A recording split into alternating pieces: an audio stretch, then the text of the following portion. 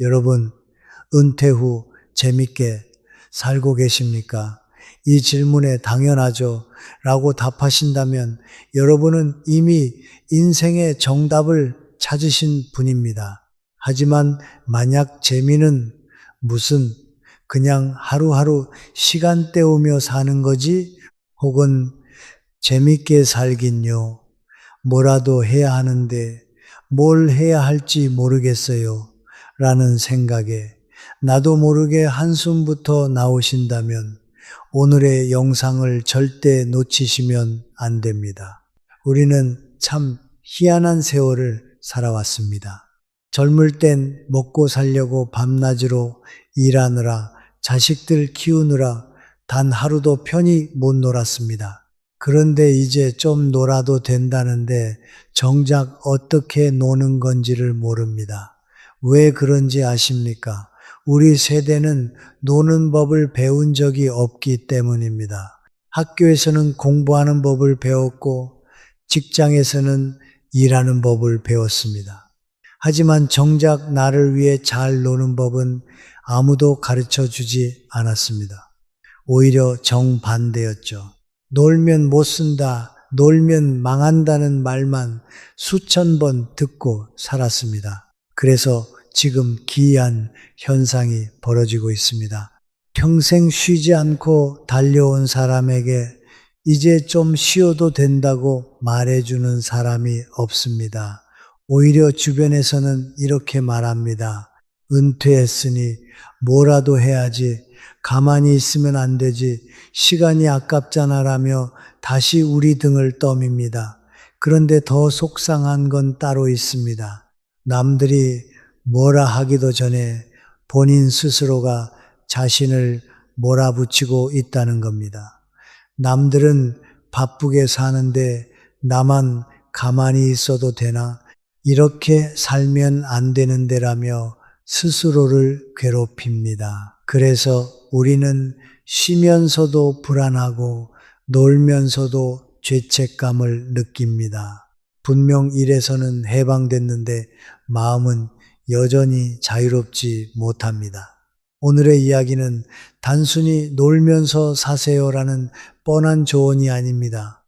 왜 은퇴 후 놀면서 사는 삶이 게으름이 아니라 가장 현명한 선택인지, 그리고 어떻게 하면 죄책감 없이 진짜로 행복한 인생 이막을 즐길 수 있는지 그 황금 비법을 함께 나누어 보겠습니다.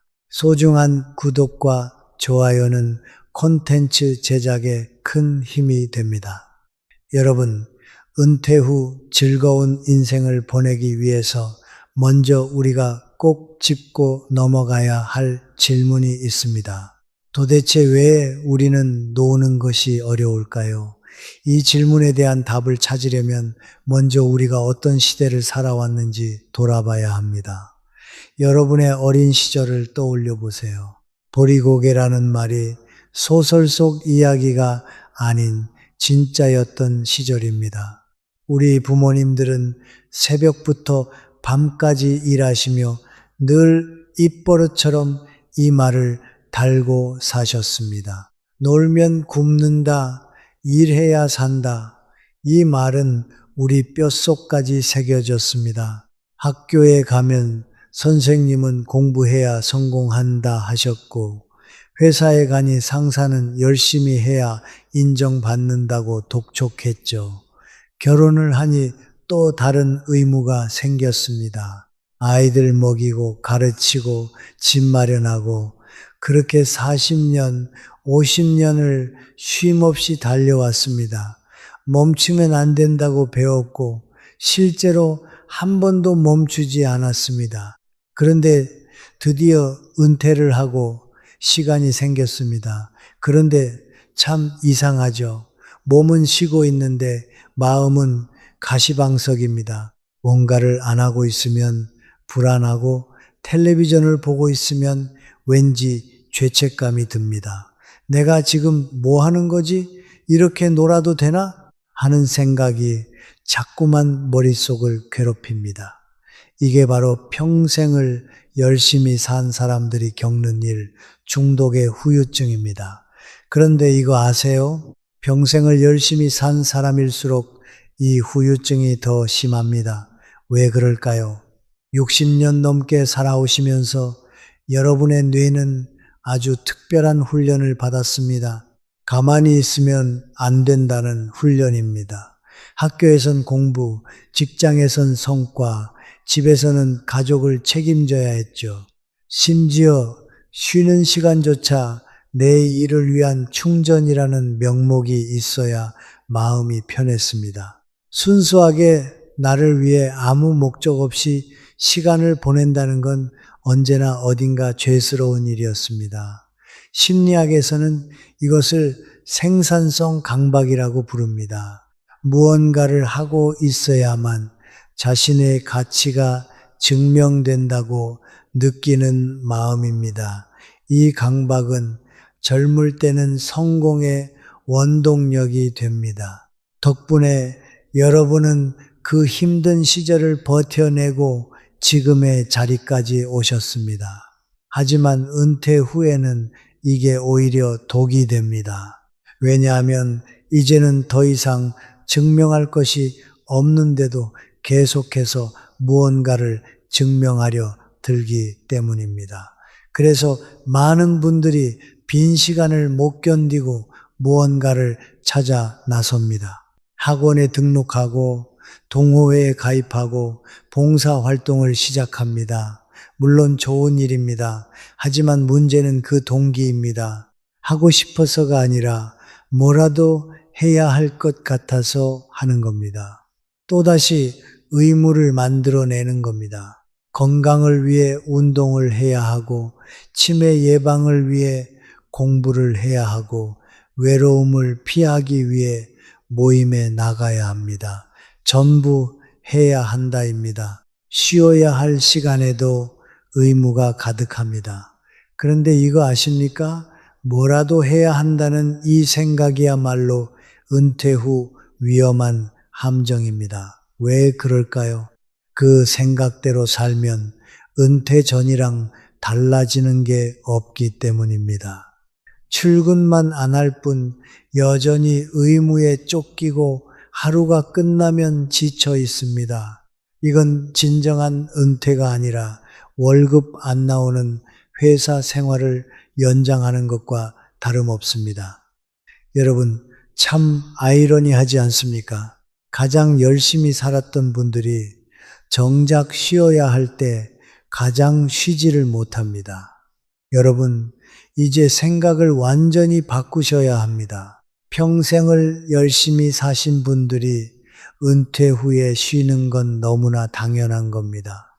수십 년을 한눈 팔지 않고 달려오셨으면 이제 좀 쉬어도 됩니다.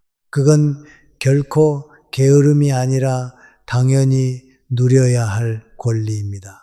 그렇다면 진짜 잘 노는 건 도대체 뭘까요? 그냥 하루 종일 잠만 자고 TV만 보면 되는 걸까요? 대부분의 사람들은 논다는 게 아무것도 안 하는 거라고 생각합니다. 여러분도 혹시 그렇게 생각하고 계십니까? 그러시다면 여러분의 은퇴 생활은 앞으로도 계속 지루하고 공허할 겁니다. 하지만 진짜 노는 것의 의미를 깨닫는 순간 여러분의 은퇴 후 노후 생활은 완전히 달라질 겁니다. 여러분 잠시 눈을 감고 어린 시절을 떠올려 보세요. 동네 골목에서 친구들과 구슬치기 하고 고무줄 놀이 하던 그때 말입니다. 해가 지는 줄도 모르고 뛰어놀다 엄마가 밥 먹으러 와라 하고 부르면 그제야 아쉬운 마음으로 집으로 향했죠. 그때 우리는 무엇을 위해 그렇게 열심히 놀았을까요? 누가 시켜서였나요? 아니면 놀아야 할 의무가 있어서였나요? 아닙니다. 그냥 재미있어서 내가 하고 싶어서였습니다. 이게 바로 노는 것의 본질입니다. 진정으로 논다는 것은 아무것도 안 한다는 뜻이 아닙니다. 내 삶에서 의무가 없는 상태가 되는 것입니다. 이 차이를 아는 것이 정말 중요합니다. 예를 하나 들어보겠습니다. 똑같이 책을 읽어도 전혀 다를 수 있습니다. 치매 예방하려면 책을 하루에 30분은 읽어야 해. 이렇게 생각하며 책을 펴면 그건 의무입니다. 글자가 눈에 안 들어오고 졸음만 옵니다. 그런데 이거 재밌네. 다음엔 어떻게 되지? 라는 마음으로 읽으면 그건 놀이입니다. 밥 먹는 것도 잊어버릴 만큼 몰입하게 되죠. 같은 책인데 마음가짐 하나로 완전히 다른 경험이 됩니다. 이게 바로 심리학에서 말하는 자기 결정 이론입니다. 사람은 스스로 선택했다고 느낄 때 만족하고 강요받는다고 느끼면 똑같은 일도 고역이 됩니다. 좋아하던 일도 의무가 되는 순간 싫어지고 귀찮던 일도 내가 선택하면 견딜만해집니다. 사실 평생 우리에겐 선택권이 없었습니다. 출근 시간부터 업무 내용, 심지어 휴가 일정까지 남이 정해졌죠. 그런데 이제는 다릅니다. 은퇴하면 그 의무들이 대부분 사라집니다. 물론 건강도 챙겨야 하고 가족도 돌봐야 하지만 적어도 누군가에게 보고할 필요도 실적을 낼 필요도 남의 기대에 맞춰 살 필요도 없어집니다. 이게 바로 은퇴의 진짜 축복입니다. 의무에서 벗어나는 것, 드디어 내 시간이 온 겁니다.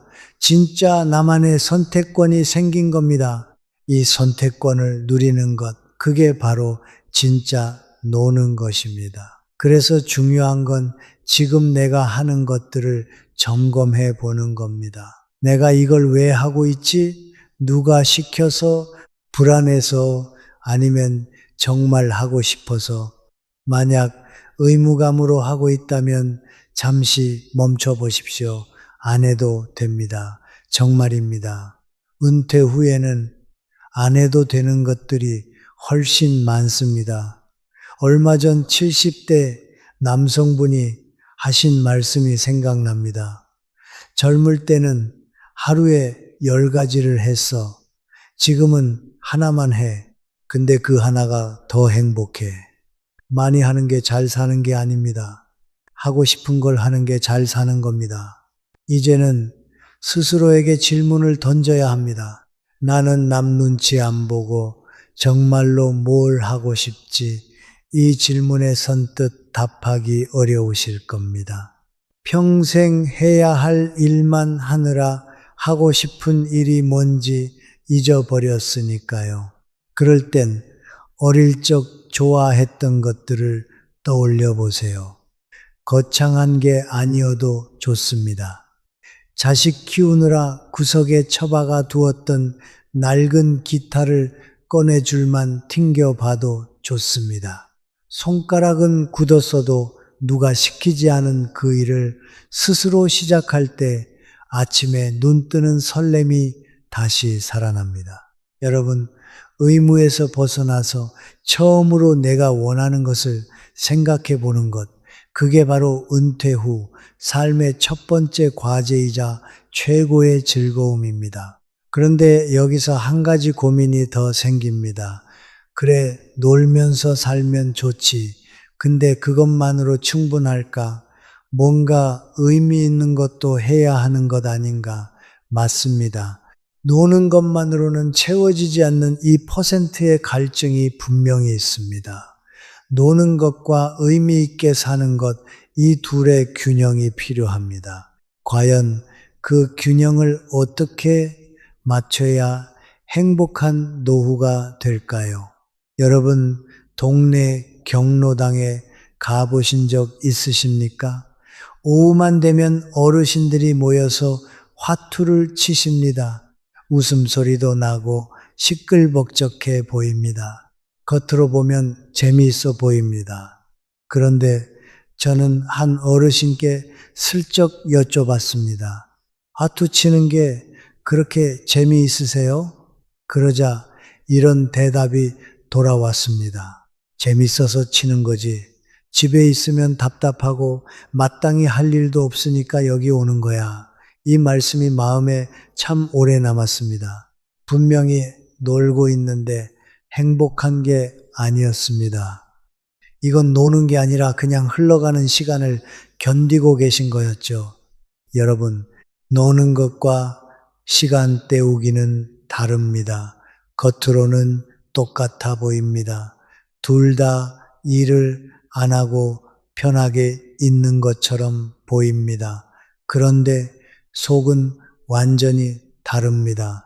노는 것은 마음이 꽉 찹니다. 하고 나면 기분이 좋고 내일 또 하고 싶습니다. 반면에 시간 때우기는 마음이 텅입니다. 하고 나도 남는 게 없고 오히려 허무합니다.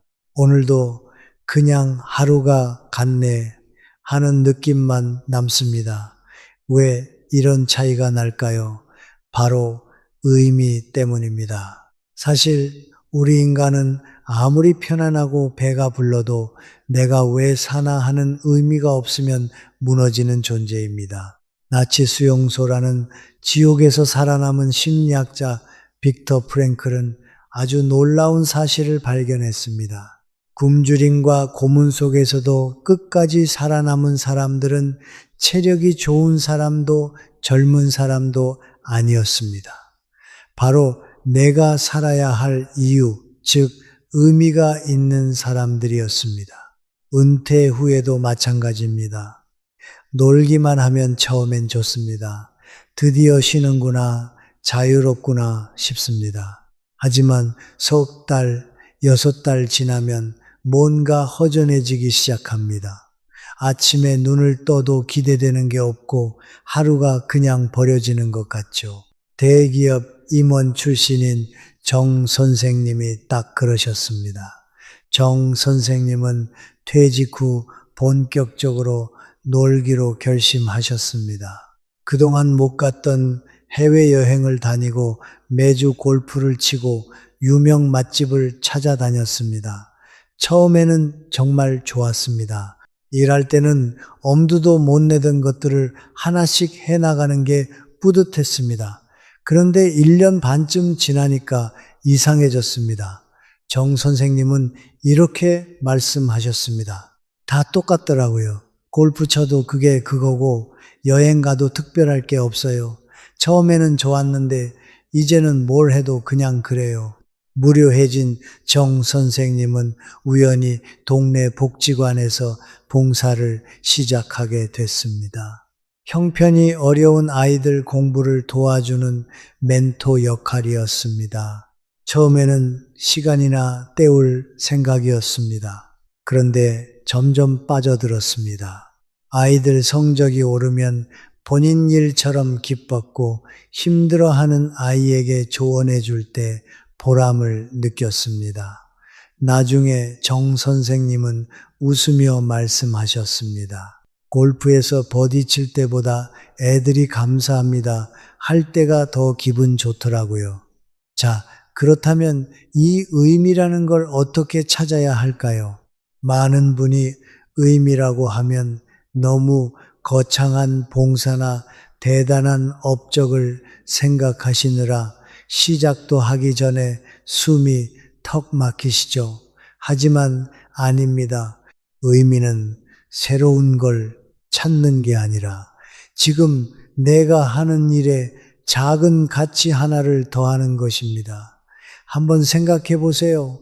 똑같은 30분 산책이라도 그냥 걸으면 운동이지만 집 앞 쓰레기를 하나씩 주우며 걸으면 그건 우리 동네를 깨끗하게 만드는 의미가 됩니다. 혼자 책을 읽으면 취미지만 독서 모임에서 생각을 나눈다면 그건 소통이라는 의미가 됩니다. 여기서 중요한 비밀이 하나 있습니다. 의미가 더해지면 여러분의 활동은 소비에서 창조로 바뀝니다. 여행 가서 돈만 쓰고 오는 건 소비지만 거기서 느낀 감정을 글로 적거나 사진으로 남겨 이웃과 나누면 그건 창조입니다. 소비는 쓸수록 줄어들지만 창조는 할수록 마음이 가득 채워집니다. 그렇다고 해서 매일 의미를 찾으며 살아야 한다는 것은 절대 아닙니다. 그것도 피곤한 일입니다. 일주일에 하루, 이틀은 아무것도 안 해도 됩니다. 정말 아무것도요. 누워서 천장 보고 텔레비전 틀어놓고 졸고 아무 생각 없이 멍하니 있으셔도 좋습니다. 오히려 그래야 합니다. 의미 찾기도 지나치면 또 다른 의무가 됩니다. 오늘도 의미 있는 일을 해야 한다는 순간 그건 또 다른 노동입니다. 중요한 건 삶의 리듬입니다. 며칠은 그냥 아무 생각 없이 푹 쉬고 며칠은 내가 좋아하는 일에 작은 의미 하나를 얹어보고 이 균형이 맞을 때 우리의 노는 비로소 시간 때우기에서 벗어나 진짜 인생이 됩니다. 자, 그런데 여기서 아주 현실적인 고민이 하나 남습니다. 노는 것도 좋고 의미 있는 일도 좋은데 돈이 있어야 놀지라고 생각하시는 분들 계실 겁니다. 맞습니다. 돈이 없으면 노는 것도 의미 찾는 것도 다 그림의 떡이죠. 은퇴 후에도 돈을 벌어야 한다면 어떻게 해야 할까요? 젊을 때처럼 일하면 될까요? 아닙니다. 완전히 다른 기준이 필요합니다. 여러분, 은퇴 후에도 일을 하시는 분들 많습니다. 어떤 분은 어쩔 수 없이 생계를 위해, 어떤 분은 몸이 근질거려 자발적으로 일을 시작하시죠. 이유는 각자 다르지만 일하는 분들이 공통으로 하시는 말씀이 있어요. 젊었을 때처럼은 못하겠더라. 당연합니다. 체력도 예전 같지 않고 집중력도 떨어졌어요. 무엇보다 더 이상 그렇게까지 하고 싶은 마음이 없습니다. 그런데 여기서 많은 분들이 실수를 하세요. 젊었을 때 기준으로 일을 판단하는 겁니다. 젊었을 때 일의 기준이 뭐였습니까? 얼마를 버느냐였어요. 연봉이 높은 직장이 좋은 직장이고 많이 벌수록 성공한 거라고 생각했습니다. 싫어도 해야 했고 자존심 상해도 버텨야 했습니다. 그런데 지금 상황이 어떻습니까? 자녀들은 다 컸고 퇴직금과 연금으로 생활비는 어느 정도 해결됩니다. 물론 여유롭지 않으신 분도 계실 겁니다. 그래도 예전처럼 모든 걸 희생하면서까지 돈을 벌어야 할 상황은 아닙니다. 그래서 은퇴 후의 일은 어쩔 수 없이 하는 노동이 아니라 내 하루를 채워주는 즐거운 활동이어야 합니다. 그렇다면 은퇴 후 돈을 벌 때 우리는 어떤 기준을 가져야 할까요? 첫 번째는 돈보다 시간의 주도권이 먼저입니다. 여러분, 일과 놀이의 진짜 차이가 뭔지 아십니까?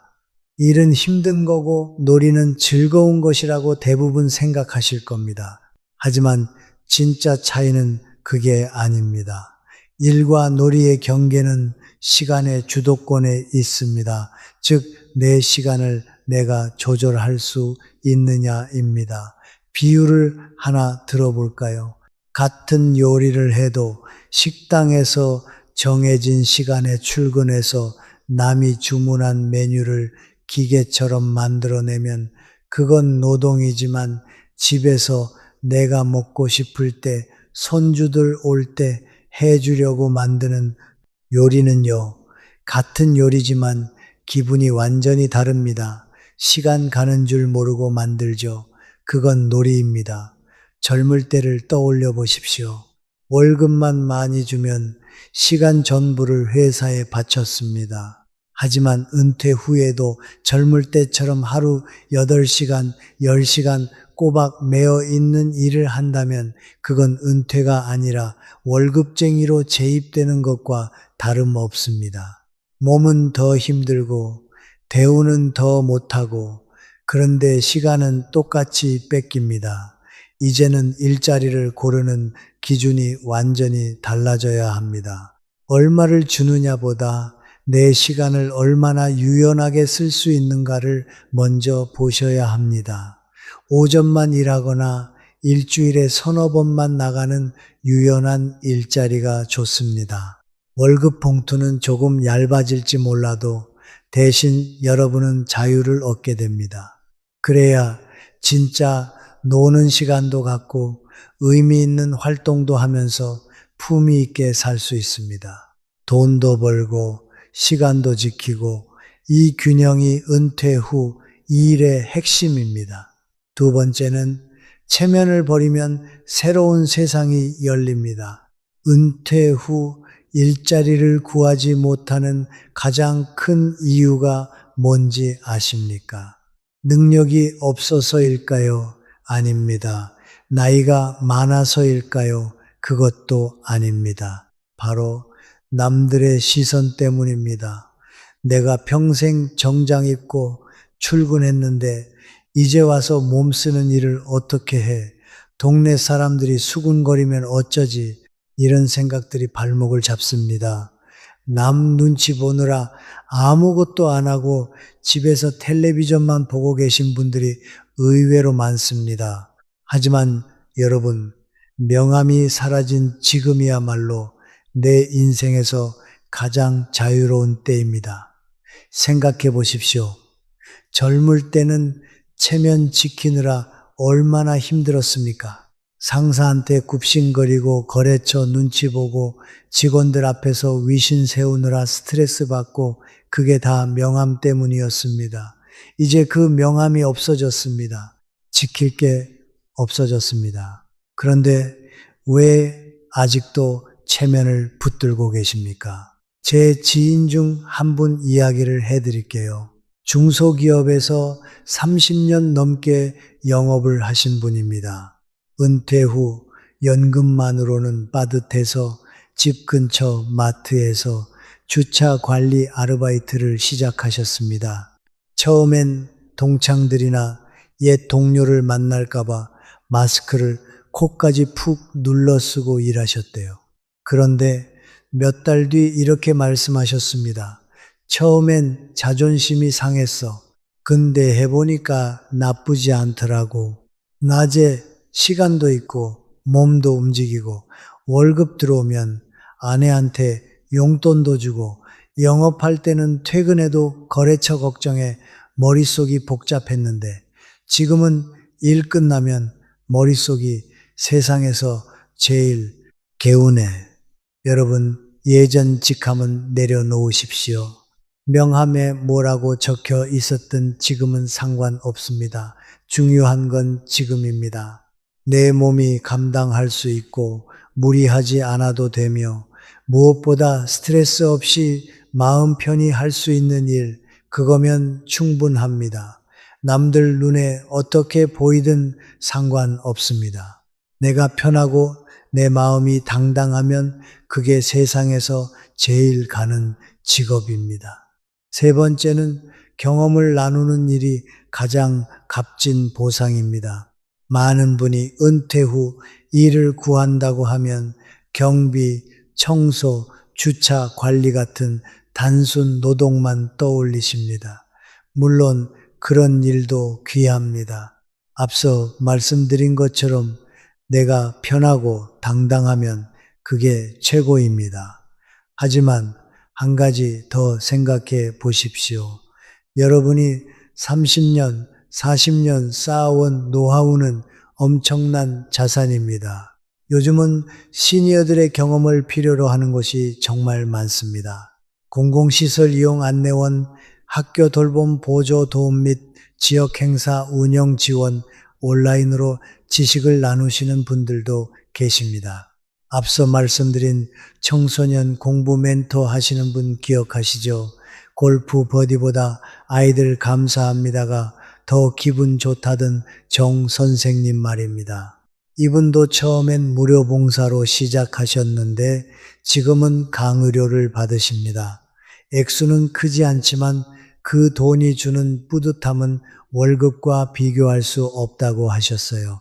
여러분이 살아온 시간, 그 안에는 돈으로 살 수 없는 지혜가 담겨 있습니다.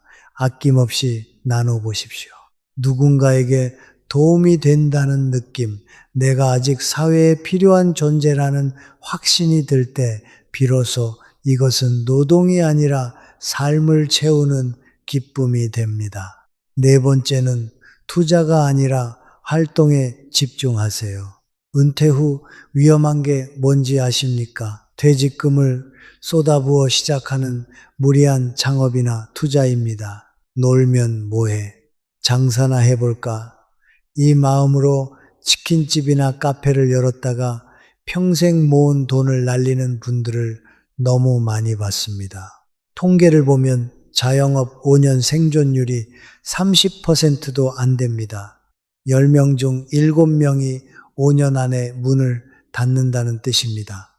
젊은 사람들도 힘든데 은퇴 후에 처음 시작하는 장사가 성공할 확률이 얼마나 될까요? 제 아는 선배 한 분이 퇴직금에 대출까지 얹어서 프랜차이즈 식당을 크게 차렸습니다. 직장 생활 30년, 짬밥이면 장사 정도는 껌이라며 자신만만하셨죠. 그런데 딱 2년 만에 수억 원을 손해보고 가게 문을 닫으셨습니다. 나중에 소주 한잔하며 그분이 그러시더군요. 차라리 그 돈으로 아내랑 여행이나 다니고 매달 100만 원짜리 아르바이트나 할 걸 그랬어. 돈 날리고 몸 망가지고 가족들 볼 면목까지 없으니 남는 게 하나도 없네. 은퇴 후에 경제 활동은 공격이 아니라 수비가 1순위여야 합니다. 큰 수익을 노리기보다 내 몸을 움직여 벌 수 있는 작은 소득, 즉 활동비를 번다는 마음가짐이 노후를 평안하게 만듭니다. 욕심을 버리고 활동에 집중한 분들은 전혀 다른 삶을 삽니다. 한 달에 50만 원, 100만 원, 이 액수가 적어 보이십니까? 절대 그렇지 않습니다. 노후에 매달 꼬박꼬박 들어오는 확실한 소득 100만 원은 은행에 5억, 6억 원을 예금해 둔 것과 똑같은 가치를 가집니다. 내 소중한 노후 자금은 금고에 튼튼히 지키면서 내 몸을 움직여 이 활동비를 벌고 있다면 여러분은 이미 수억 원의 자산을 굴리고 있는 지혜로운 자산가입니다. 자, 정리해보면 이렇습니다. 즐겁게 일하고 적당히 벌고 나머지 시간은 마음껏 노십시오. 그게 은퇴 후 일의 정답입니다. 독일의 철학자 쇼펜하우어는 이런 말을 남겼습니다. 행복은 원하는 것을 얻는 데 있지 않고 가진 것을 즐기는 데 있다. 여러분, 지금 이 순간 여러분의 손에 쥐어져 있는 게 무엇입니까? 평생을 일해서 얻어낸 값진 시간입니다. 누구의 눈치도 보지 않아도 되는 자유입니다. 그리고 내가 하고 싶은 것을 스스로 결정할 수 있는 권리입니다. 하나같이 돈으로 살 수 없는 것들입니다. 젊은 사람들이 아무리 돈이 많아도 가질 수 없는 것들입니다. 오직 여러분처럼 평생을 성실하게 살아온 사람만이 누릴 수 있는 특권입니다. 이제 그 특권을 마음껏 누리실 차례입니다. 마지막으로 이 말씀 꼭 드리고 싶습니다. 쉬는 것은 권리이고 노는 것은 자유이며 아무것도 안 하는 것은 선택입니다. 지금 여러분이 누리는 이 시간은 어쩌다 찾아온 공백이 아닙니다. 평생을 가족과 사회를 위해 헌신하며 달려온 여러분에게 늦게 도착한 자유입니다. 평생을 기다려온 이 시간 마음껏 누리시며 더 재밌고 더 행복하기를 저는 진심을 다해 응원하겠습니다. 그리고 이어서 다음 주제를 공유하겠습니다. 노후에 절대 행복 못 느끼는 분들 딱 이 세 가지만 하세요. 그때부터 천국이 열립니다. 석가모니가 말했습니다. 자신을 등불로 삼고 자신을 의지처로 삼아라. 다른 것을 의지처로 삼지 말라. 이 말이 요즘처럼 지치고 힘든 노후를 살아가는 우리에게 얼마나 필요한 말인지 모릅니다. 자식에게 실망하고 배우자 때문에 속상하고 오랜 지인들은 하나둘 연락이 끊기고 마음 둘 곳이 점점 사라지는 나이가 되면 이 말씀이 가슴 깊이 와닿습니다. 여러분, 한 가지 중요한 질문을 드려볼까요? 여러분은 잠자리에 들면서 내일은 뭘 할까 하고 설레는 마음으로 주무시나요? 아니면 아유, 또 하루가 그냥 지나갔네 하고 허탈한 마음으로 눈을 감으시나요? 사실 행복한 노년을 보내시는 분들과 그렇지 않은 분들 사이에는 놀랍게도 딱 한 가지 차이가 있었습니다. 돈의 많고 적음도 아니었고 건강의 차이도 아니었습니다. 심지어 자식이 얼마나 잘 됐는지도 아니었습니다. 그 차이는 바로 내일이 기다려지는가의 마음의 차이였습니다. 82세 어르신 한 분이 이런 말씀을 하셨습니다. 저는 90세까지 살고 싶어요. 아직 해보고 싶은 게 너무 많거든요. 반대로 65세, 다른 분은 이런 말씀을 하셨어요. 저는 앞으로 20년을 더 산다고 생각하니까 막막해요.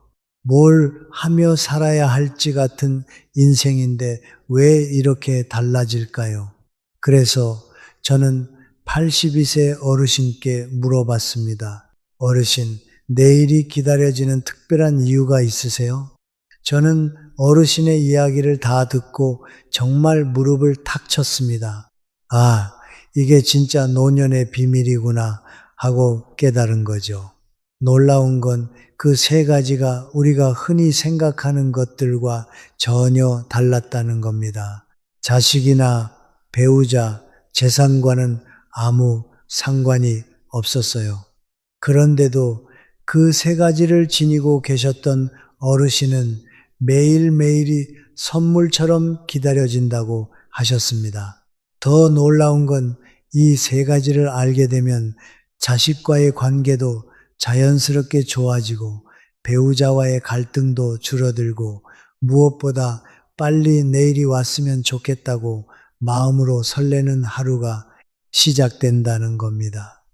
혹시 지금 여러분 마음속에도 이런 생각이 들진 않나요? 내 인생에 뭔가 빠진 게 있는 것 같은데 그게 뭔지 모르겠다.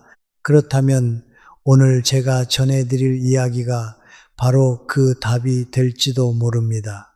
이제부터 여러분의 인생 제2막을 황금빛으로 물들일 수 있는 그 세 가지 해답을 함께 나누어 보겠습니다. 여러분의 귀한 의견을 댓글에 남겨주세요. 소중한 구독과 좋아요 부탁드리며 시작하겠습니다. 먼저 우리가 평생 믿어왔던 잘못 We were in love that never meant to stay. Some things are real, even when they fade.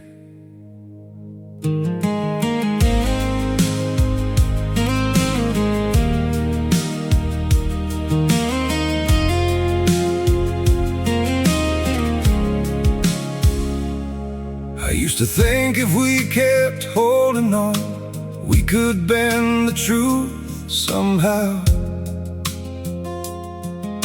But love can't fight what's pulling us apart, and it's breaking us down now. Your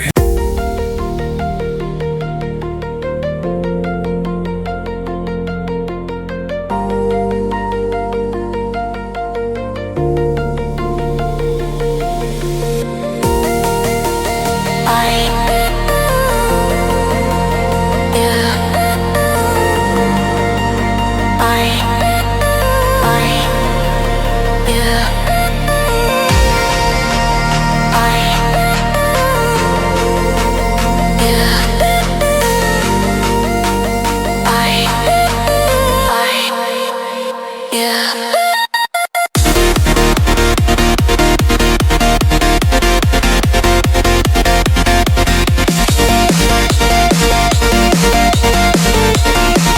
잘못된 생각들부터 정리해야 하겠습니다. 왜냐하면 이 잘못된 믿음들이 여러분을 더 불행하게 만들고 있거든요. 첫 번째 착각은 자식의 성공이 내 행복의 열쇠라는 생각입니다. 많은 분들이 이렇게 말씀하십니다. 자식만 잘 되면 소원이 없겠어요. 정말 그럴까요? 제가 상담한 한 어머니는 세 자녀를 모두 의사, 변호사, 교수로 키우셨습니다. 남들이 보면 정말 자식 농사 잘 지은 것으로 보이죠. 하지만 이분이 하신 말씀이 계속 머릿속에 맴돌았습니다. 저는 애들이 다 성공했는데 왜 이렇게 허전할까요? 이제 저는 할 일이 없는 것 같아요. 심리학에서는 이를 빈둥지 증후군이라고 부릅니다. 자식 중심으로만 살아온 부모가 자식이 독립한 후 느끼는 상실감과 정체성 혼란이죠. 더 안타까운 건 자식들이 성공할수록 오히려 부모와 만날 시간이 줄어든다는 겁니다. 바쁘니까요. 성공한 자식일수록 엄마 아빠 별일 없으시죠? 저는 이번 추석은 회사 일 때문에 못 찾아뵐 것 같아요. 대신 용돈 보내드릴게요. 이렇게 짧은 연락 한 통으로 끝나는 경우가 많습니다. 한 분은 이런 말씀을 하셨어요. 자식이 출세해서 좋긴 한데 이제 만나려면 며느리한테 허락을 받아야 해요. 이번 주는 바빠서 안 된다고 다음 달에 시간 나면 찾아뵌다고 이런 식이에요. 저는 남이 된 것 같아요. 옛말에 부모 마음 자식 모르고 자식 마음 부모 모른다는 말이 있죠. 각자의 삶이 있는 거예요. 그러니 꼭 명심하셔야 합니다. 물론 자식이 잘 되면 기쁘죠. 부모 마음이 어찌 안 그러겠습니까?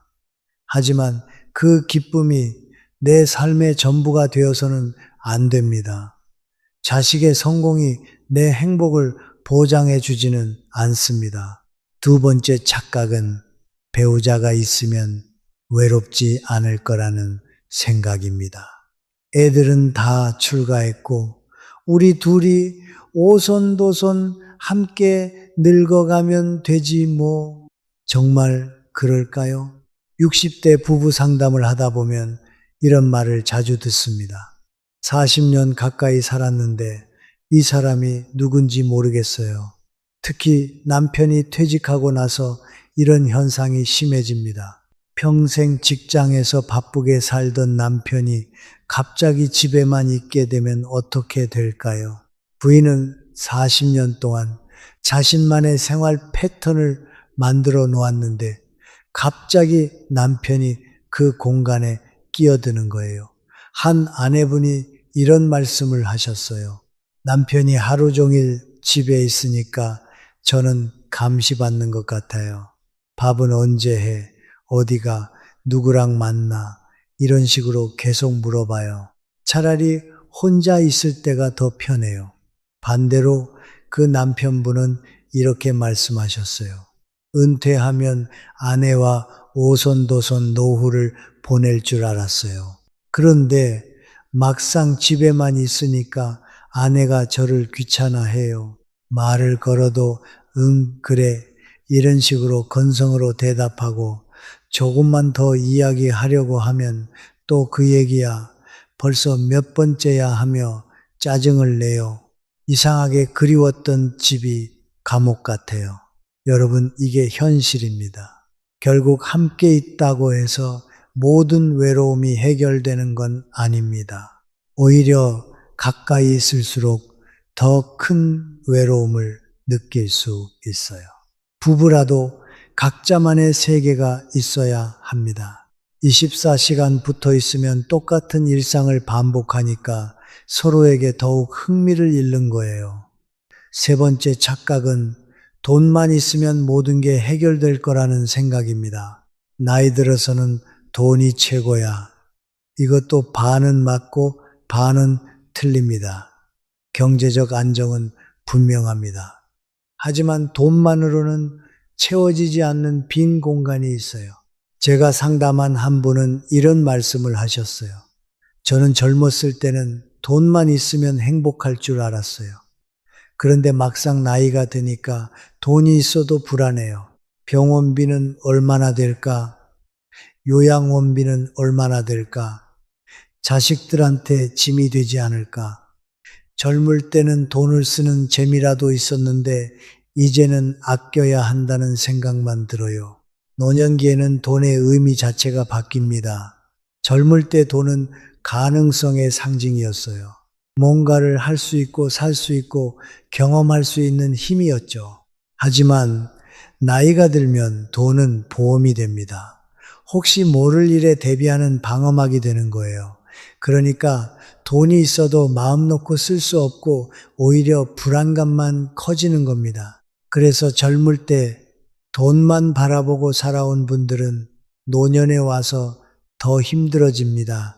왜냐하면 모든 걸 돈으로만 해결하려고 하기 때문이에요. 그런데 잘 아시잖아요. 외로움, 허무함, 정체성의 상실, 이런 것들은 돈으로 살 수가 없습니다. 여러분, 지금까지 우리가 믿어왔던 세 가지가 행복한 노후의 완전한 해답은 아니라는 걸 이제 조금은 느끼셨을 겁니다. 생각해 보세요. 우리는 평생 다른 것에 의존해서 기분이 오르락 내리락 했어요. 자식이 잘 되면 세상이 다 내 것 같은데 조금만 잘 안 되면 덩달아 우울해지고 배우자가 잘해주면 든든하고 좋다가도 다투기라도 하면 하루 종일 속이 상하고 돈이 들어오면 안심되지만 나가는 순간 불안이 밀려오고 이렇게 살면 내 마음이 늘 외부 환경에 따라 흔들릴 수밖에 없죠. 그런데 더 큰 문제가 있습니다. 우리는 평생 누군가의 무엇으로 살아왔다는 겁니다. 누군가의 아들, 딸로 시작해서 학생으로, 직장인으로, 부모로, 배우자로 역할에 맞춰 살아오느라 진짜 나는 뒤로 밀려나 있었습니다. 그런데 나이가 들면서 이 역할들이 하나씩 사라집니다. 자식들은 독립하고 회사에서는 퇴직하고 사회적 명함도 없어지고 그럼 뭐가 남을까요? 저는 대체 누구지? 이런 질문이 마음속에서 툭 튀어나오는 겁니다. 어떤 분은 이런 말씀을 하셨어요. 40년 동안 회사 다닐 때는 임원 자리에 앉아 있었습니다. 그때는 다들 저를 찾아와서 부장님, 상무님 하고 불렀죠. 그런데 퇴직하고 나니까 그냥 동네 아저씨예요. 명함도 없고 사람들이 뭐 하시는 분이세요? 라고 물으면 선뜻 대답할 말이 없습니다. 참 씁쓸한 현실이죠. 하지만 여기서 중요한 게 있습니다. 이제 여러분은 사실상 자유로워진 겁니다. 누구를 위해서가 아니라 나를 위해 살 수 있는 시간이 찾아온 거예요. 그런데 문제는 그 자유가 너무 낯설고 무섭다는 거예요. 평생 누군가의 기대에 맞춰 살아왔는데 갑자기 이제는 내 마음대로 살아라 하면 어떻게 될까요? 막막합니다. 마치 평생 누군가가 운전해 주던 차 뒷자리에 앉아 있다가 갑자기 핸들을 잡으라며 이제부터 내가 직접 운전해라 하는 말을 듣는 것과 같습니다. 두렵고 길도 모르겠고 어디로 가야 할지 막막하죠. 진짜 문제는 이겁니다. 우리는 평생 다른 사람을 위해 달려오느라 정작 나는 뭘 좋아하지, 나는 뭘 하고 싶지, 이 질문에 답할 준비가 안 돼 있다는 겁니다. 내 마음의 소리를 잊어버린 거예요. 그럼 이제 어떻게 해야 할까요? 바로 지금부터가 중요한 순간입니다.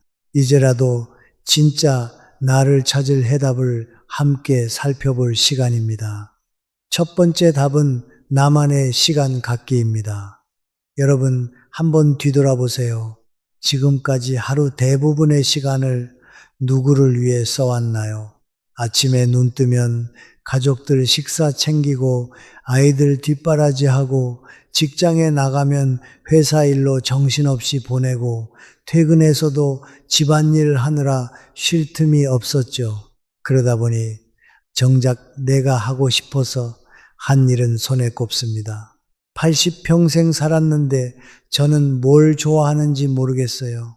늘 해야 하는 일만 있었지. 저는 하고 싶은 건 생각도 못했습니다.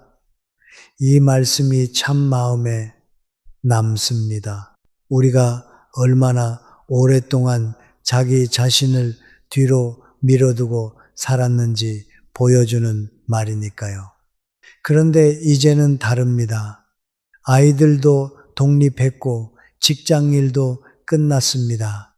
부모로서 회사 사람으로서 해야 할 의무들은 거의 다 해낸 겁니다. 남은 건 바로 나입니다. 그런데 문제는 오히려 이 시간이 두렵게 다가온다는 거죠.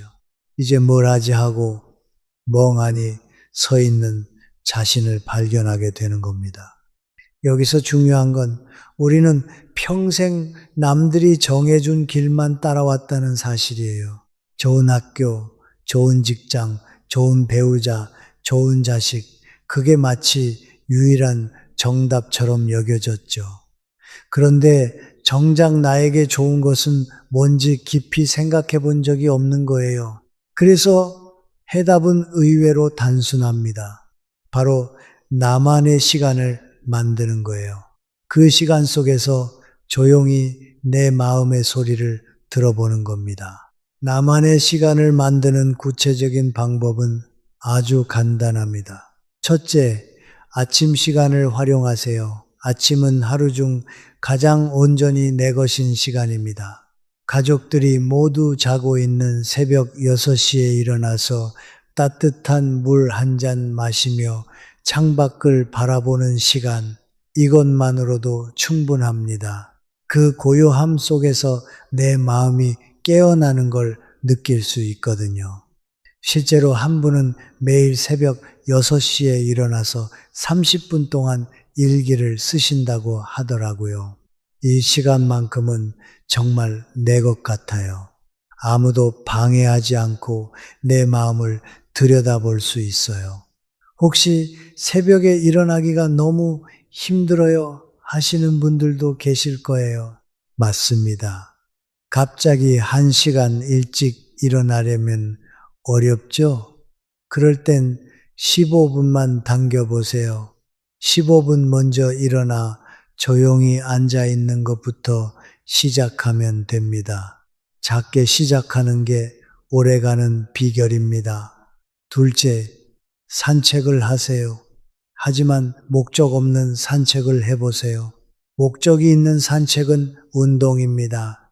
목적 없는 산책은 명상이에요. 그냥 걷는 거예요. 어디를 가겠다는 목표 없이 발길 닿는 대로 걷는 겁니다. 걸으면서 생각이 정리됩니다.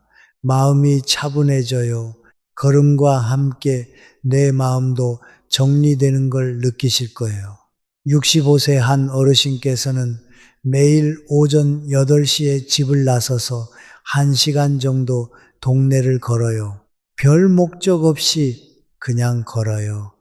오늘은 이쪽 길로, 내일은 저쪽 길로 걷다 보면 오늘은 이런 일을 해야겠다. 내일은 저 일을 해봐야겠구나. 이런 식으로 생각이 정리돼요. 걷다 보면 발걸음과 함께 마음이 풀리고 복잡했던 생각들도 하나씩 자리를 찾게 됩니다. 셋째, 혼자만의 취미 시간을 만드세요. 요즘 많은 분들이 주변이 조용하면 불안해하세요. 그래서 아무도 보지 않지만 텔레비전을 켜놓거나 라디오를 틀어놓거나 하시죠. 하지만 진짜 나만의 시간이란 아무도 신경 쓰지 않아도 되는 시간이에요. 예를 들어 이런 것들 말이죠. 혼자서 차 한 잔 우려 마시기, 베란다에서 화분 들여다보기, 오래된 사진 넘겨보기, 창밖 풍경 관찰하기, 단순하지만 오히려 그 단순함 속에서 마음이 편안해집니다. 어떤 분께서는 매일 저녁 차 한 잔 마시면서 창밖을 보는데 그때가 하루 중 가장 평온해요. 별다른 생각 안 하고 그냥 있는 거예요. 그런데 신기하게도 그날 있었던 크고 작은 일들이 다 별일 아닌 것처럼 마음이 풀리더라고요. 여러분, 나만의 시간을 가지기 시작하면 정말 놀라운 변화들이 하나씩 찾아옵니다. 첫째, 자아 정체성이 명확해집니다. 아, 나는 이런 걸 좋아하는 사람이구나. 이럴 때 행복하구나. 둘째, 마음의 여유가 생깁니다. 급하게 살던 습관에서 벗어나 천천히 살 수 있게 돼요. 셋째, 창의성이 살아납니다. 바쁜 일상에서는 떠오르지 않던 아이디어들이 나와요. 넷째, 관계가 개선됩니다. 내가 감정적으로 충만해야 다른 사람에게도 좋은 에너지를 줄 수 있어요. 자, 나만의 시간의 중요성을 이해하셨나요? 그런데 여기서 끝이 아닙니다. 나만의 시간을 가지면서 그 시간에 오늘은 나를 위해 무엇을 할지, 내일은 나를 위해 무엇을 해야 할지 생각해 보시는 게 중요해요. 그냥 시간만 보내면 오히려 더 공허해질 수 있어요. 그래서 두 번째가 필요합니다. 바로 성장하는 재미입니다. 두 번째 답은 성장하는 재미입니다. 이 나이에 뭘 더 배워? 이런 생각하시는 분들 많으시죠? 하지만 이건 완전히 잘못된 생각입니다. 뇌과학에서는 이를 뇌가소성이라고 부릅니다. 나이가 들어도 뇌는 새로운 걸 배우고 또 그에 맞게 변할 수 있다는 거예요. 오히려 나이 들어서의 학습이 더 의미 있을 수 있습니다. 왜냐하면 젊을 때는 경쟁을 위한 학습이었다면 나이 들어서는 순수한 호기심과 즐거움을 위한 학습이거든요. 공자가 배우고 때때로 익히면 즐겁지 아니한가라고 했듯이 학습 자체가 기쁨을 줍니다. 심리학에서는 이걸 자기 효능감이라고 설명합니다. 내가 아직도 새로운 걸 할 수 있구나 하고 느낄 때 자신감이 올라가고 삶에 활력이 생깁니다. 제가 상담한 한 분은 65세에 컴퓨터를 배우기 시작하셨어요. 처음에는 마우스 잡는 것도 어려워하셨는데 6개월 후에는 직접 짧은 동영상을 찍어서 인터넷에 올리기까지 하셨어요. 댓글 달리는 게 이렇게 재밌을 줄은 정말 몰랐어요.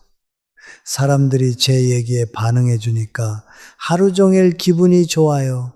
그러다 보니까 다음에는 무슨 영상을 만들어서 올려볼까 하는 생각이 저절로 드는 거예요.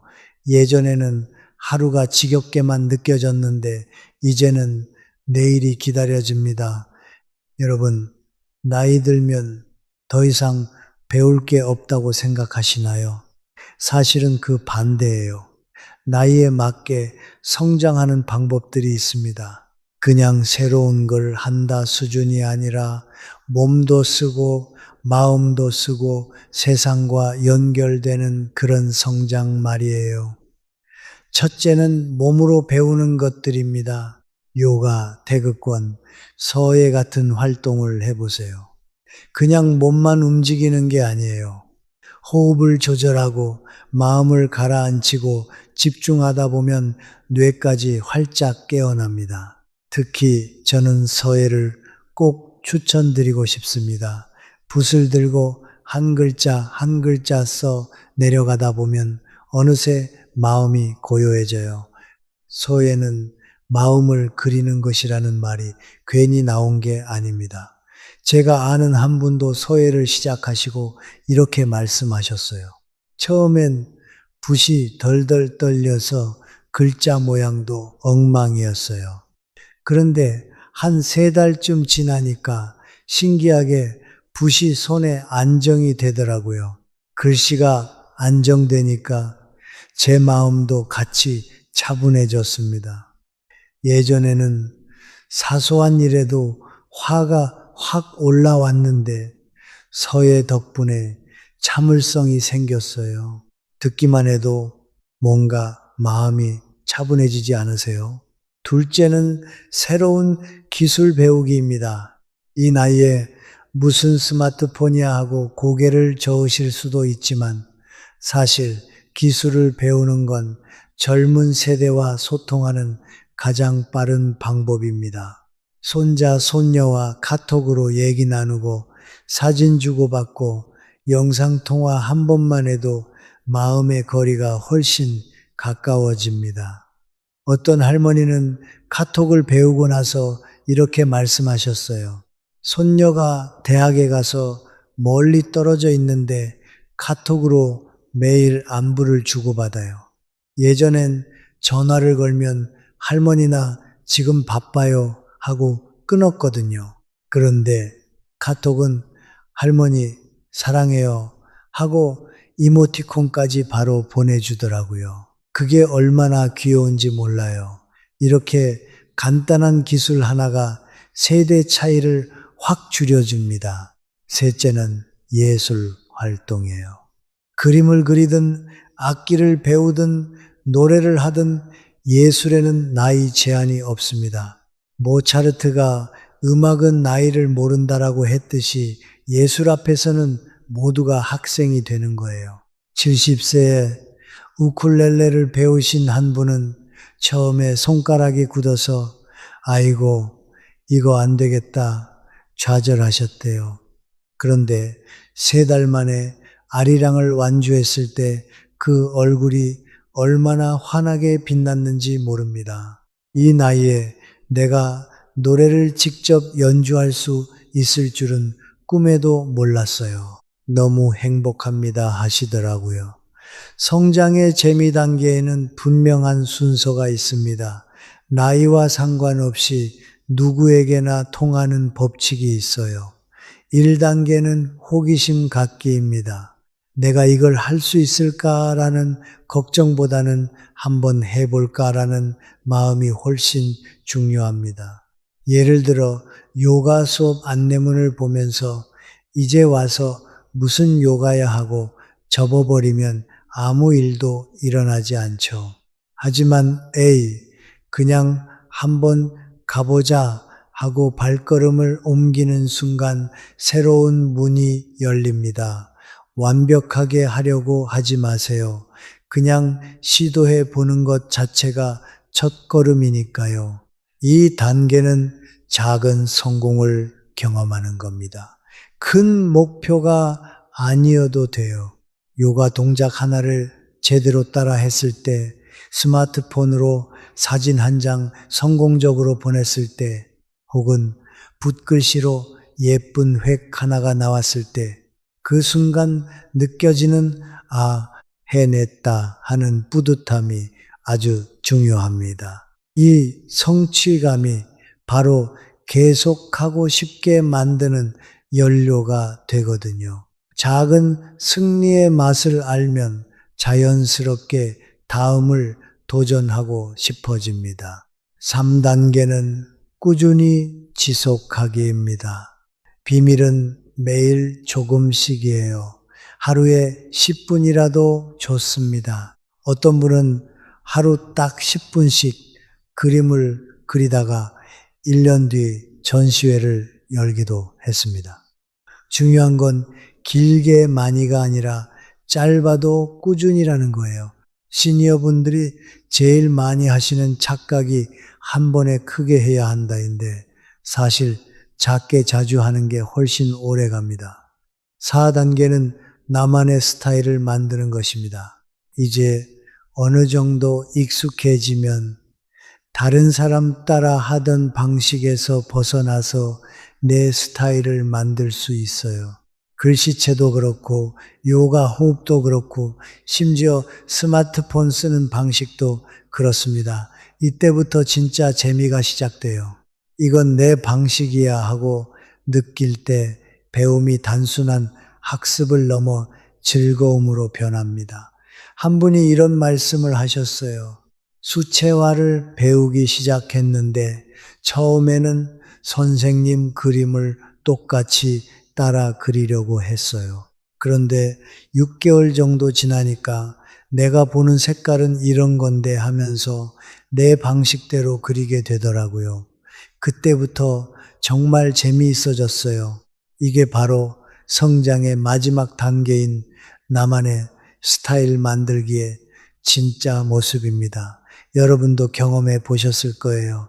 노래를 배울 때 처음엔 음정을 맞추느라 정신이 없는데 조금 익숙해지면 그 노래에 내 감정을 담게 됩니다. 글씨를 배울 때도 처음엔 교본 그대로 따라 쓰다가 나중엔 손에 힘이 빠지면서 자연스러운 내 글씨체가 나오죠.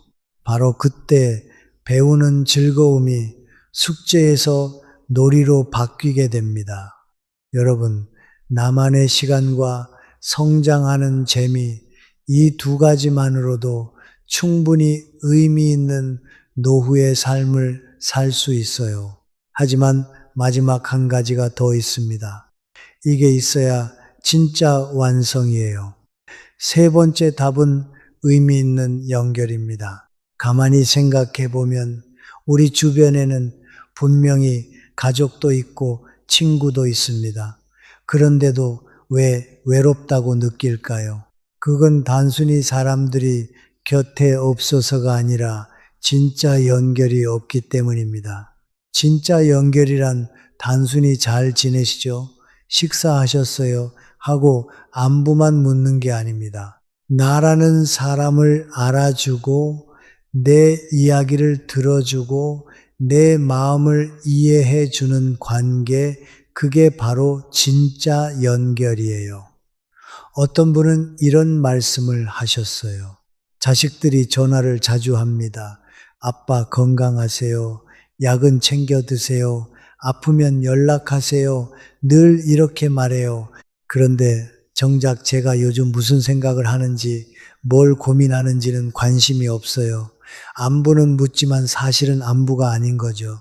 이 말씀이 참 와닿지 않으세요? 관심이 있다와 정말 나를 이해한다는 건 전혀 다른 차원입니다. 왜 의미 있는 연결이 중요할까요? 아리스토텔레스가 말했죠. 인간은 사회적 동물이다.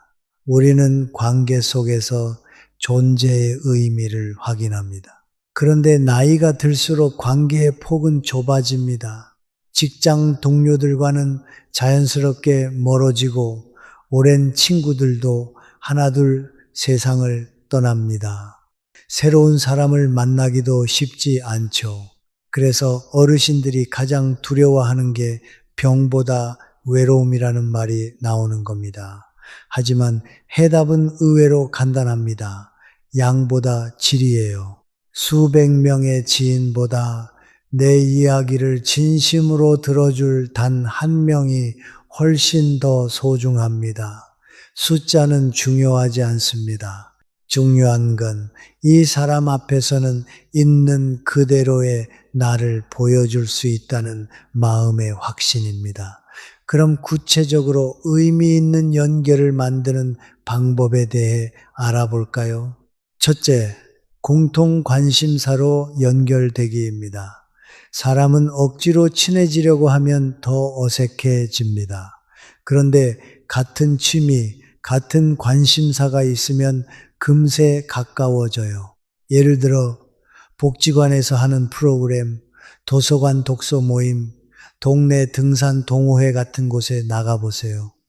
처음에는 낯설고 말이 잘 안 나올 수도 있습니다. 그런데 이 책 읽어보셨어요? 어제 등산길에서 이런 꽃 봤어요. 이렇게 얘기하다 보면 대화가 술술 풀립니다. 실제로 사진 동호회에 가입한 한 분이 이런 말씀을 하셨어요. 처음에는 다들 모르는 사람이라 어색했는데 사진 얘기를 하다 보니까 금세 친해졌어요. 이 사진은 어떻게 찍으셨어요? 저기는 어디예요? 이렇게 대화가 이어지더라고요. 그러다 보니 이제는 같이 사진 찍으러 여행도 가고 전시도 보러 다닙니다. 이게 바로 공통 관심사가 주는 힘이에요. 억지로 애쓰지 않아도 자연스럽게 이어집니다. 둘째, 베푸는 관계 만들기입니다. 관계가 오래 가려면 받기만 해서는 안 됩니다. 나도 뭔가를 주고 베풀 수 있어야 그 관계가 편하고 오래 갑니다. 젊은 사람들에게 인생 경험을 들려주는 멘토가 될 수도 있고, 봉사 활동을 하면서 도움이 필요한 사람을 도울 수도 있죠. 한 할아버지는 동네 도서관에서 어린이들에게 책을 읽어주는 봉사를 하세요. 그분이 이런 말씀을 하시더라고요. 아이들이 제 얘기를 조용히 들어줄 때 참 뿌듯합니다. 책을 다 읽고 나면 할아버지 다음에 또 오세요 하고 말하는데 그게 얼마나 힘이 되는지 몰라요. 그 순간 내가 아직 필요한 사람이구나 이런 생각이 들어요. 이렇듯 베풀면 사실은 내가 더 큰 보람과 의미를 얻게 됩니다. 셋째, 세대를 초월한 연결입니다. 또래끼리만 어울리는 것도 좋지만 세대가 다른 사람들과 어울리면 훨씬 더 새로운 세상이 열립니다. 손잡벌 되는 젊은이들과 대화를 하면 요즘 세상이 어떻게 돌아가는지 알게 되고, 반대로 젊은이들도 어르신들의 지혜와 경험을 배우게 됩니다. 동네 주민센터에서 요리 교실을 연 적이 있었는데 거기서 한 어르신이 젊은 주부들과 함께 수업을 들으셨습니다. 처음엔 내가 괜히 여기 있는 거 아닌가 싶어 조금 주저하셨대요. 그런데 막상 함께 하다 보니 젊은 사람들은 어르신에게 이런 김치 담그는 법은 처음 배워봐요. 진짜 맛있어요 하고 감탄을 했고, 어르신은 또 젊은이들이 알려주는 간단한 요리법을 배우면서 아, 요즘은 이렇게도 할 수 있구나 하고 신기해 하셨죠. 그때부터 세대 차이보다는 서로에게 배우고 나누는 즐거움이 더 커졌다고 합니다. 이렇게 서로의 세대가 다르기 때문에 오히려 더 신선하고 풍성한 경험이 쌓이는 거예요. 사람 사이의 관계는 결국 대화에서 깊어집니다. 그런데 같은 말을 해도 어떻게 하느냐에 따라 마음이 열리기도 하고 다치기도 하죠. 그래서 연결의 질을 높이는 대화의 황금 규칙이 있습니다. 첫째, 들어주는 대화입니다. 보통은 요즘 어떻게 지내세요? 라고 묻습니다. 물론 나쁜 말은 아니지만 너무 형식적일 때가 많아요. 그런데 요즘 마음은 어떠세요? 라고 묻는 순간 대화가 확 달라집니다. 상대가 단순히 근황이 아니라 속마음을 나눌 수 있게 되거든요. 누군가 내 마음을 진짜로 궁금해 하는구나 이렇게 느끼게 되면 신뢰가 금세 쌓입니다. 둘째, 경험을 나누는 대화입니다. 많은 분들이 자기도 모르게 내가 젊었을 때는 말이야 하면서 훈계처럼 말씀하세요. 그런데 이건 상대가 듣기 부담스러울 수 있습니다. 대신 나도 그런 경험이 있어요. 나도 한때는 그런 고민을 했어요. 이렇게 말하면 훨씬 따뜻하게 다가갑니다. 똑같이 경험을 말해도 가르치기가 아니라 공감하기로 바뀌는 거죠. 상대는 아, 이분도 나랑 같은 길을 걸었구나 하고 더 편안해집니다. 셋째, 질문하는 대화입니다. 만남에서 내 얘기만 하다 보면 상대는 듣기만 하다가 지쳐요. 그래서 꼭 질문을 건네야 합니다. 그때 기분이 어떠셨어요? 그 일 하면서 제일 기억에 남는 건 뭐예요? 이런 질문이 대화를 깊게 만들어줍니다. 상대는 자기 이야기를 털어놓으면서 더 가까워졌다고 느끼거든요.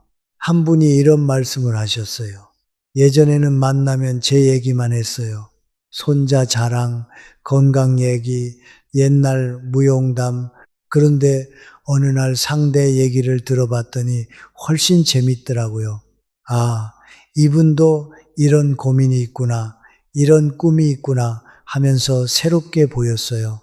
그때부터 대화가 훨씬 즐거워졌습니다. 결국 대화는 말을 많이 하는 게 중요한 게 아닙니다. 상대 마음을 들어주고 경험을 나누고 질문으로 관심을 표현하는 것, 이 세 가지만 실천해도 연결의 질이 눈에 띄게 달라집니다. 나만의 시간, 성장하는 재미, 의미 있는 연결, 이 세 가지는 따로 존재하는 게 아니라 서로 연결되어 있습니다. 나만의 시간을 통해 내가 진짜 원하는 것을 알게 되고 그것을 배우면서 성장하는 재미를 느끼고 그 과정에서 같은 관심을 가진 사람들과 의미 있는 연결을 만들어가는 거예요. 예를 들어 나만의 시간에 나는 글쓰기를 좋아하는구나를 발견했다면 글쓰기를 배우면서 성장하는 재미를 느끼고 글쓰기 모임에 참여해서 같은 관심사를 가진 사람들과 연결되는 거죠. 한 분이 이런 경험을 해보셨어요. 매일 아침 혼자만의 시간에 일기를 쓰시다가 내가 요리에 대한 추억이 많구나를 발견하셨대요. 그래서 요리 클래스에 등록해서 새로운 요리법을 배우고 그곳에서 만난 사람들과 함께 요리 모임도 만드셨어요. 지금은 일주일 내내 삶이 기대된다고 하십니다. 석가모니가 말했듯이 자신을 등불로 삼고 자신을 의지처로 삼는 삶이 진짜 자유로운 삶입니다. 젊을 때는 외적인 것들을 채우느라 바빴다면 인생의 후반전은 내적인 것을 채워야 할 때입니다. 자식도 배우자도 줄 수 없는 만족감이 있습니다. 그것은 바로 스스로 만들어내는 평온과 기쁨입니다.